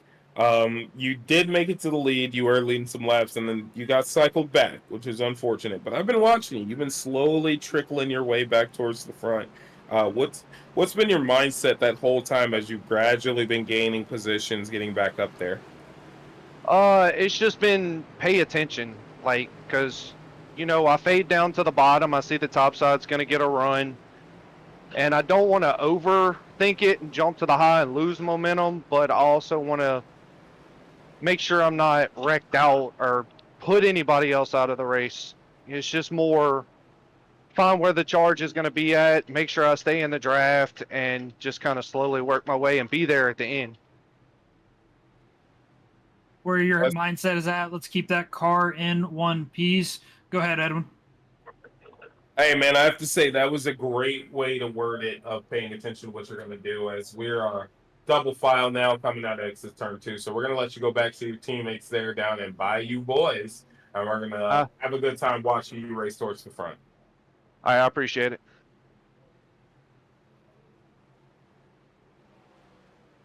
That was Hunter Cox, currently sitting in the 9th place position in that 43 machine.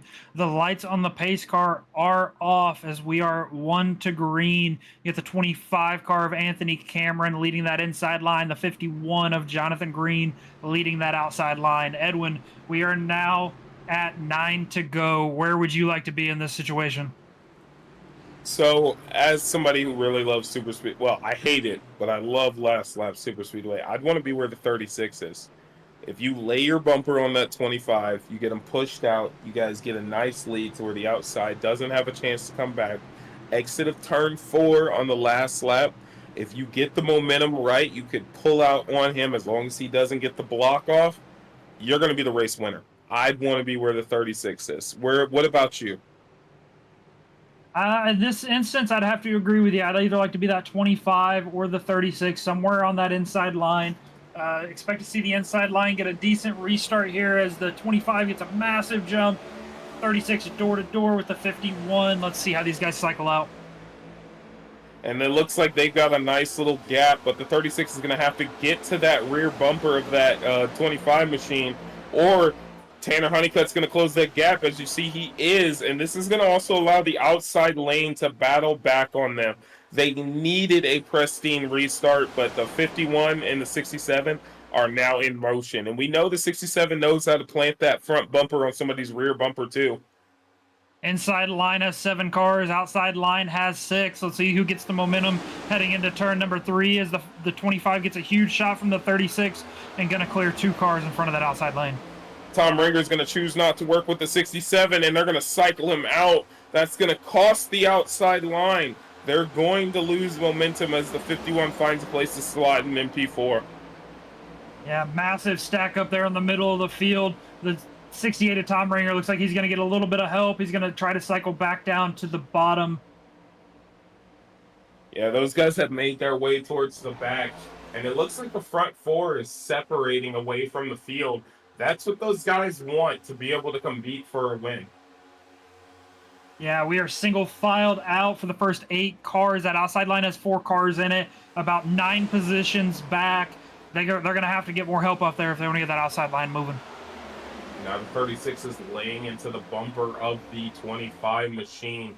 The 51 is trying to get close to the 13, so I'm thinking we're going to have a nice little fight. As you see, Hunter Cox is now up there, and he's going to jump to the outside, but he's got no help. That's going to cost him. You know, riding around by yourself, you're never going to get momentum on drafting cars. Yeah, with 5 laps to go here, it doesn't look like anybody's going to be willing to let him in line as we're all battling it out for position. We're all single filed out from this lead pack. The back pack's still too wide. Let's see if they can catch the draft and suck back up to him. Yeah, somebody's going to have to go to the outside, and somebody behind them is going to have to actually follow them. Because if they go to the outside by themselves, they're going to have the same thing happen. They're just going to trickle back down the field. And you just heard it over the radio. They have officially lost the lead pack's draft. If they don't single file out now, they will not catch the draft of that lead pack. It's definitely an interesting fight as Tom Ringer's trying to see if anybody will jump out there with him. And, you know, if I'm in this position, I'm not going to. I want to be where Tanner Honeycutt is or 36 is, and I want to go for that late race jump. But, you know, if you look at the running order they are and how close they are, all the way back to Tom Ringer with the gap they have and the ability to gain momentum, any of them could win this race. The 43 of Hunter Cox is going to look to the outside of that lead pack. 68's going to go with them. They're going to try to clear the 5 and make their way up. And if you look at that, that is a perfect example of what the draft does. As soon as they go side by side, you see that 2 car length gap between the 5 and the 23 grow. Yeah, they're going to have to get some side draft going, but side draft is always tough to do. You can't just hold somebody down. You oscillate here on super speedways. So that's where the toughness of it's going to get in. But these cars have definitely pulled away from the rest of the field. So it is definitely a show between these guys right here in the front. Yeah, we've got about a 2-second gap between the lead pack and the back pack as these guys are now closing in with 4 laps to go. Somebody is going to make a move as they are side drafting Brandon Hinton, and they're pulling him away from that pack, which is going to cost all 3 of them but it's a way to gain a position. So we now have 5 cars that are now in the lead pack, separating from the rest. Just goes to show how big of an advantage this aerodynamic package on these next gen cars are. You know, they were side by side racing for 2 laps, and now they're close to losing the draft completely. And we got a caution. That's what none of them wanted to see. A caution is out. If we're looking at the 3 car of Sean Dion, looks like he was involved. The 48 of Dad Dinda. That's what none of these guys wanted to see. They wanted this to go green, but now that we have a caution, and it looks like the 80 car, the 3 car, and the 48 are all involved right there on the front straightaway. They did not want to see this. Yeah, that was a massive blind side hit for that 48. Yeah, 48 was just going for wreck avoidance and just happened to not miss it in time. The 80 car just pushed up on the 3, and then the 80 car got loose after getting off of the 3 and coming back down into him. It's just, you know, one of those things, again, that just happens, you know.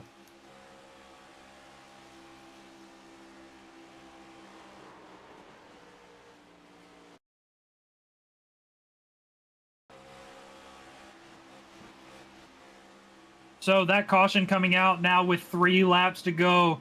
That means we are going to be on a green, white, checkered finish. So for those of you who don't know, we will take the green flag. The next flag to come out is the white flag. Any flag after the white flag comes out will end the race. Yeah, and we've got 2 attempts at that. And, you know, guys who've been working real well together towards this front group are now not going to be together. The 36 will not be behind the 25. He'll be next to him. The 51 will not be behind the 13. So, you know, we're going to have an interesting shakeup here. You're going to have to hope that these people can run this race. Yeah, I can tell you that's not what that lead pack wanted to see. Is they had completely checked out from the rest of the field. Everybody else had lost their draft, and there were 5 cars up there. So it's going to be interesting to see, now that everybody's going to be tightened back up and restacked up, how these guys play it out and finish this. Oh, yeah, they're going to be real close to each other. I'm going to have to go get me a nice drink of water so that I can definitely watch this race, because this green-white checkered is going to be crazy. This might be similar to how the Legacy trucks had a .003 finish. So I'm thinking that's where we're going right now. Yeah, looking back to the YouTube chat, we get the Panther King in there saying the 40 car is out of it for the race tonight. Timber Tree Nation back here saying, let's go Tanner Honeycutt, just wait for it.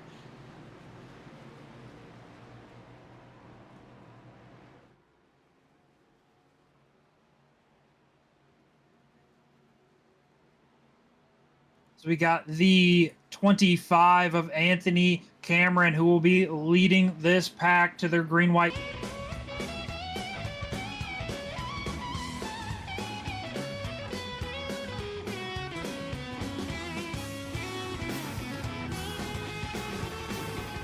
Starting in position number 3, the 51 of Jonathan Green to his outside, 23 of Thomas Long to round out your top 5. So, you know, Hunter, we're broadcasters right now, and we're very indifferent when we do broadcasting, but we gotta mention this. You and me are the owners of TRN Racing. 2 of our drivers are up there. Are you not scared? I'm a little nervous. You know, at this point, it's anybody's race. I have to agree with you there, and so many people have shown themselves as strong drivers. The 36, the 25, the 23 of Thomas Long has showed himself as a very strong driver. And yes, I'm a little scared, but I'm so excited to see who wins this race. I don't care where they come from. I don't care if they're, you know, any team. It doesn't matter. I'm excited. Whoever comes out on top right now will have earned it, and they will have earned it the right way. As long as they don't wreck somebody on the last lap or anything like that, they will have earned it. And I'm so happy I'm here to broadcast it and see where it goes. Yeah, so you got the Bayou boys holding down position number 6 with Hunter Cox. Then you got Christopher Morton back in 14th. You got the Rat Fink Racing guys grouped up, holding down positions 8 through 11. I have a feeling we're going to see those guys work together to get a third line going. Is this going to be a green-white checkered? I think it's going to be interesting. If anybody can do the third line, it's going to be those guys. But, you know, they got to also pay attention to who they're racing around. You know, these guys do bob and weave. Some of them do bob and weave. You've got to pay attention to that. As long as they can link up and have nobody obstructing their run, they'll get there, and then we'll have an interesting race in the front. As the lights on the pace car are off as we go down the middle of the backstretch, we are 1 to green for a green-white checkered finish. Edwin, do you think we'll get it done in this first one, or do you think it'll require 2 green-whites? I think we'll require 2. And the reason why I say that is because so many people can win this race. I can definitively say, looking at this field all the way back to P12 can win this race. And, you know, when you have a lot of people in contention to win, there's not enough space on the track, you might have an incident. Yeah, and like we mentioned earlier, there were so many people out there that were showing good speed and racecraft, moving from the back to the front, back to the back to the front. It's going to be interesting to see how this one plays out as the pace car is about to pull off, and the 25 of Anthony Cameron is going to lead us into that Geico restart zone to start this green-white checkered.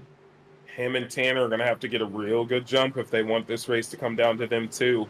As we get green flag right now, and it looks like Tanner lags back behind him just a bit, but the 25 gets a nice jump. So that's going to pull the 13 right up to him.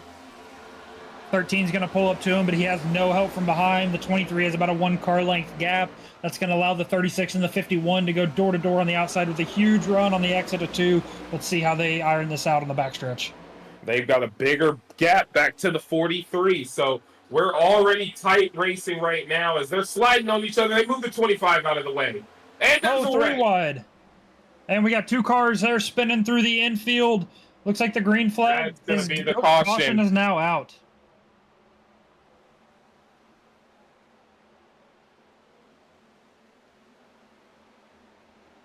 If we could go back, get a little replay of that from the 13 car of Tanner Honeycutt.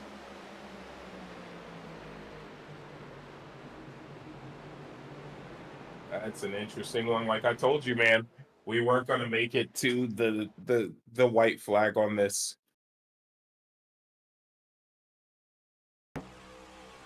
So looking at here from the 13 with the 25 in front of him, 13's going to give a huge shot to the 25 into turn number 1. They're door to door with the 36 and the 51. Let's see how this one plays out.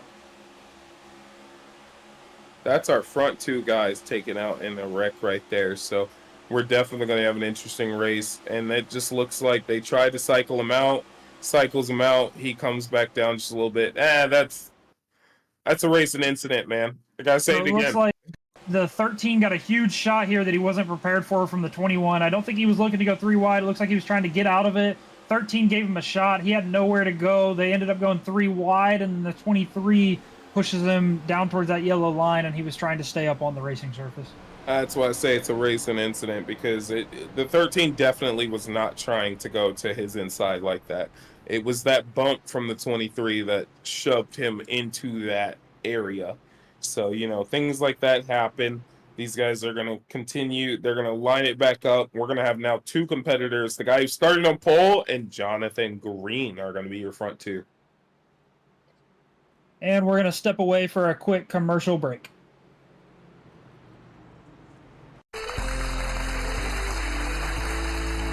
Hi there, I'm Denise St. Clair, and I am so excited to introduce my co-host for today's exciting event. Former champion of the Albuquerque Open, it's Monica Blake, everybody. I'm thrilled to be here, Denise. Why don't we get started? Absolutely. So no one wants to play with dirty equipment. That's why you have to keep your balls clean. Problem is, bar of soap just doesn't cut it. See? Still dirty. Well, how can guys clean their balls so that they're more enjoyable to play with? Well, there's finally a tool that can really get the job done. The Axe Detailer. Cleans your balls.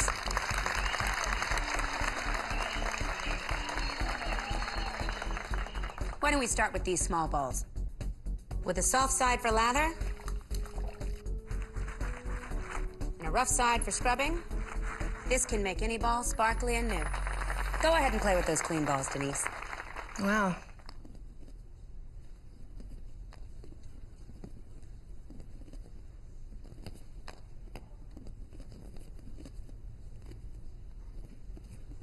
Could play with these balls all day. Let's see if the audience has any questions. You there. Can it clean these filthy balls? Throw those fuzzy suckers down here. Look. Cleans right through the prickly surface. What about my ball sack? Just plop it right here and let's get to work. It's a big ball sack. Monica, it looks like we have time for one more demonstration. Come out here, Mr. Hackerman.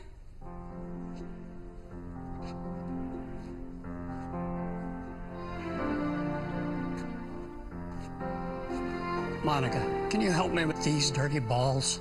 Hank, the Axe Detailer offers such a crazy clean. Can even clean your old balls.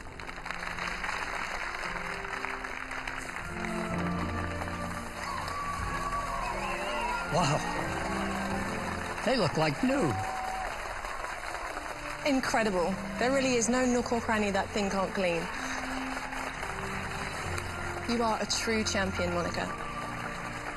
If you've got dirty balls that need cleaning, call now and you can get a free detailer.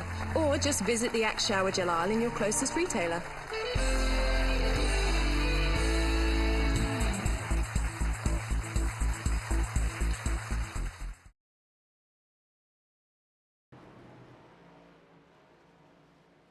And welcome back after that quick commercial break. We are on green, white, checkered number 2 of 2. What that means is after the green flag is taken, the next flag will end the race, regardless of what it is. If it's a yellow, right after they take the green, it will end the race.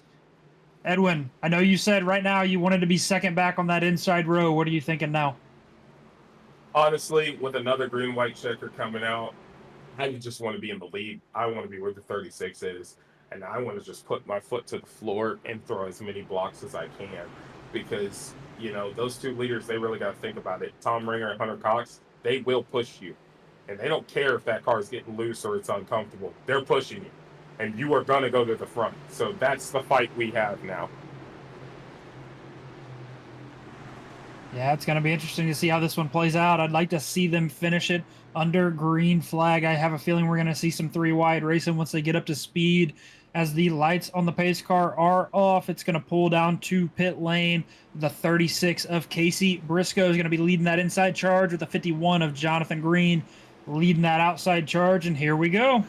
We're green, and that 36 is going to get a good jump. Tom Ringer almost changes lines before the start-finish line. He corrects himself, and he's going to stay with Jonathan Green. So they're going to try and get back to him, because the 36 has got a massive gap, and that's doing nothing but hurting him. Yeah, you don't want to see that bigger of a gap, the better of a run. Oh, as the 51's going to go to the inside, leave the 68 of...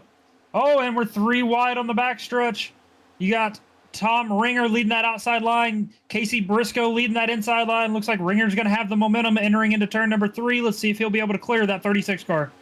The 51 has linked up bumpers, so is the 43. Those 3 cars on the inside are nose to tail. They are touching, and they're going to push past Tom Ringer. They're going to make sure they get around him. And look at them go! Oh my gosh! And here we are. The white flag is out. Anything Reckon is not going to call it. The 36, the 51 have a huge gap to the P3, the 68 of Tom Ringer. Let's see if they can get that momentum. If this backpack runs them in, expect that 68 car to have a massive run. Man, you have been there before, battling each other on the last lap in an official race like this. We know how this goes. I want to be where Jonathan Green is. Jonathan Green needs to look for the right time to duck out. Look at here. Looks like the 68's caught in the draft. I don't know if he'll have enough time to put used to it. He's got the 5 of Brandon Hinton, giving him a huge shot coming on the exit of turn number 4. 51's going to throw a block high. 68 goes low with the 38. We're 3 wide, coming to the stripe. And the 68's going to get it. Tom Ringer. Tom Ringer steals the win and takes it home for Rat Fink Racing. What a finish. Some awesome battling there at the end. The 68 coming from the third place position with help from the 5 car, making his way back to win this race. That was so close. Oh my gosh, that finish was insane. So between P1 and P2, 19 thousandths of a second. That's how you win a race. That is right there how you do it. That's how you make yourself known. That is crazy. Tom Ringer, amazing win. It's ironic because just last weekend in the season 1 start of our truck series, we had Tom Ringer in the 5 car just absolutely battling it out, bumping and banging to the stripe. And now it's good to see Tom Ringer comes out on top of that, bumping and banging 3 wide. Oh yeah, he just had a chance where he lost out to somebody else. So it's awesome to see him sneak in there, get the race victory deserved. He won it by half a car length. I wouldn't even say half a car, I'd say a fender. That is crazy. They got to beating and banging. If he didn't do that, he might have lost that to Jonathan Green or the 36. They were getting real close. I'm surprised he was able to pull that out because he gave that bump to the 51. Yeah, and I mean it's good to see, how these guys played it out. The 51 and the 36 had a massive restart. I expected to see that 68 car as soon as he caught the draft to have a massive run, which is exactly what we saw. The 51 tried to go with him, the 68 left him out to dry and took it 3 wide, and it was awesome to see that end up playing out for him. Looks like the 30s. Looks like the 36 is right above us in a channel right now, so we're gonna try and get him in here and have a chat with him. 36, Casey Bristow, man. Awesome finish to the P3. You were leading there, starting that green-white checkered. What was going through your mind there is that as we took off there for that last green-white? Just hope that I could get some help and get out there and just get a good run, and I did. I don't know, maybe about 3 feet short. Yeah, man, you qualified on pole. You raced your way. You were racing in the front, moved back a little bit, raced back up to the front. Did you think you had this race controlled? Yeah, I thought I had a good car all night. When qualifying on the pole was a bit of a shock. When I saw that, I was like, well, this is a change of pace. But about 10, 20, 30 laps in the race, I was like, I think I can win it. But I just needed to make sure I kept the car clean, stayed out of trouble, and I did that. I had no X's in this entire race, so that's I think that says a lot about how I controlled my race. And yeah, I mean, I was there at the end, did everything I could. Third place just got a good run, and I don't want to have a bad reputation of being a guy who's dirty or whatnot and try to wreck them or do something really unwanted, because I wouldn't want anybody to do that to me. But maybe the caution came out. It was so that caution did come out. The 51 was right behind you there, gave a massive shot to you, pulling you guys maybe 5-6 car lengths away from the rest of the field. When you saw that, were you a little concerned that they might get a huge run onto the backstretch? No, honestly, no. The only thing I was really worried about, and shout out to 51 Jonathan Green. I've raced with him for a long time, and he's a good racer.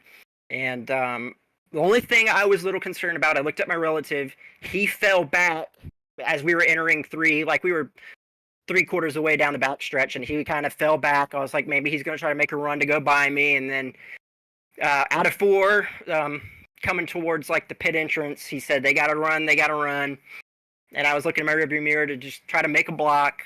And I did, and I don't know who he was. Old Tom just got to run, and I tried to block a little bit, but I don't want to wreck him. I don't want to have a bad reputation in this league. It's a lot of fun. It's racing. It is what it is. I had a chance to win. It's all I can ask for. Brought it home third. So yeah, just we'll move on. I'll probably race in the Truck Series tomorrow night and maybe get a win in that, and then we'll just continue with the rest of the season. Well, Folks, Casey, amazing racing, Casey. That was beautiful to watch. That finish was gorgeous. Well done. Good luck in the truck race tomorrow. You're gonna have to beat me, by the way, but you and Hunter Davis. So have a good night, man. Congrats on the P3. All right, thanks, guys. Good job hosting it. You guys did an excellent job, and I look forward to more of y'all's races that you're calling. thank you. I appreciate it. Congratulations on your P3 finish tonight.